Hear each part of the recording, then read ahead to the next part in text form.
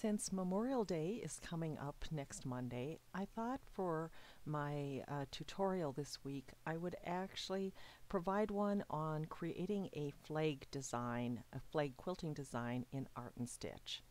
So to get started, I'm going to go to Tools and go to Preferences because I want to actually set up my grid, and I'm going to actually set it up so that it will be every ½ inch, which is 0.5, and I'm going to set the major grid lines to be every 3 lines, and I'm going to make sure I have Snap to Grid on.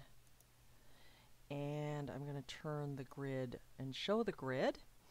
And now I'm going to use my curve tool, and I'm going to go over every 3 lines and go up 1. I'm trying to just create a pretty gentle curve here, and I'm just snapping it, and because I've got Snap to Grid on, it is snapping in very equal increments across the screen.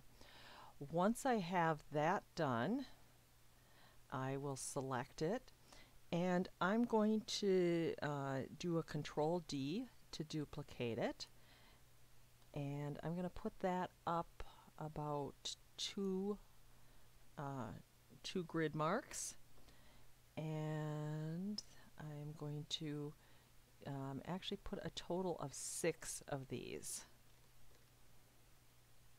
And I could probably be a little bit more finicky about actually making sure everything lines up, but these are lines on a waving flag, so I don't actually even think they need to be exact there.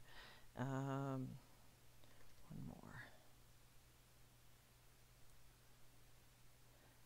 Okay.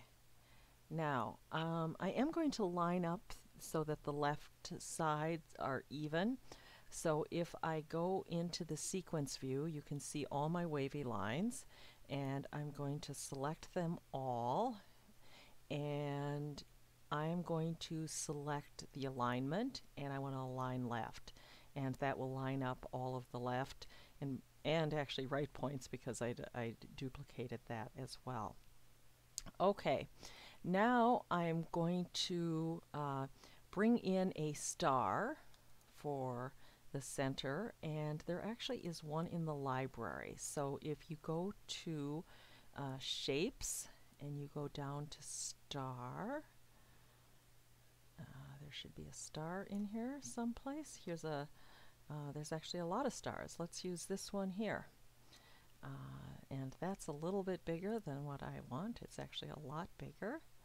So I'm going to bring that down, and I'm going to end up putting the star in the corner here.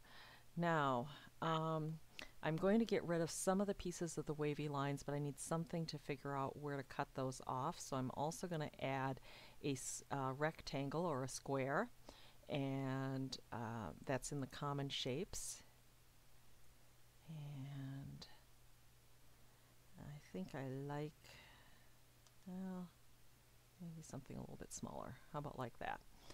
Ooh, that's not quite what I wanted, so I can now edit my square because I wanted to actually, okay, I like that. Now I can select my star, and I'm just going to resize that to fit in the square. Okay, so now I'm going to go and get rid of some of those pieces of those wavy lines.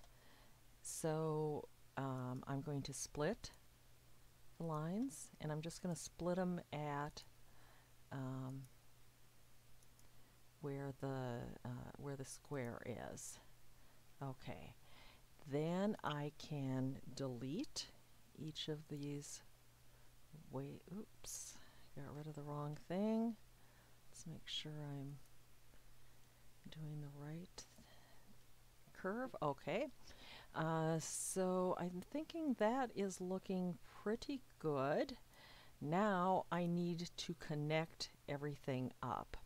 And so I will use the line tool, and you can just actually use the L on your computer. I'm going to actually turn on snap to anchors, which is the S key, and I can go from one point to the other. And if I hit either the select or use Q, I then have a straight line there. And again, I'll select another line and connect those. And I'll do a Q. Select line, Q, select line, Q, and select line. Now I've ignored sort of that center. I'm just going to get some of these connected up before I deal with that. And what I'm doing now is just using the T key on my computer and tying all of these shapes together here. Okay, so I did that one section. Now I can do this one, this one. Okay, so I've got two sets of waves, and then I have this square in the center that I need to deal with. So for the square, the first thing I'm going to do is actually split right at that corner there, so I can split the line. I'm going to use my line tool and draw from that corner to the 5-pointed star. And I'm going to also split my 5-pointed star and the corner there. Okay. So now I want to connect up that. I'm going to connect up the wavy lines with that. Now I do need another line to go back out. So let's do that. And now I've connected up the square going around. So I'm back at that corner, and I need to connect that to the other set of wavy lines here. So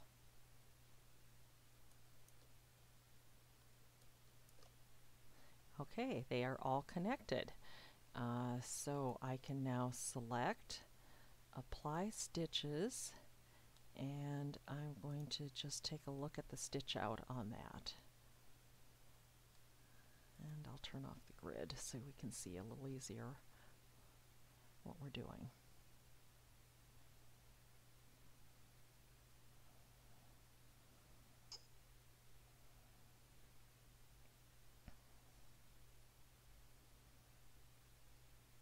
Okay, once we've got the flag done, and I'm actually debating, I think I'm going to bring this back to artwork for a minute, and I'm going to,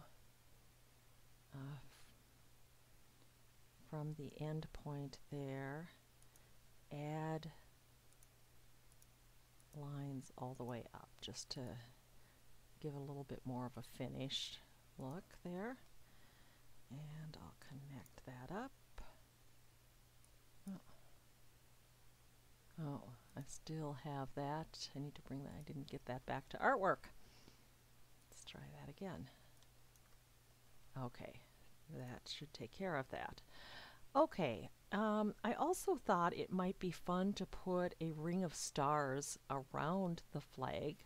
So I then selected the ellipse, and because the shape is more rectangular, I didn't want a complete circle, but wanted more of a, again, something that's a little more of an ellipse. Okay, and I am going to actually center that, and I'm going to then center the ellipse also So that will put everything right in the center of my screen. Now, for the ellipse, what I want to do is actually have a string of stars. So I'm going to select that, apply stitches, but in the properties, I'm going to select the stitch type of motif, and I'm going to select motif number 234, which is a star, and I'm going to apply that. And now I've got a motif going all the way around my flag, which I think sets it off very nicely. I'm going to go back, select my flag, and apply stitches to that as well. And I now will do a stitch out of the whole pattern here.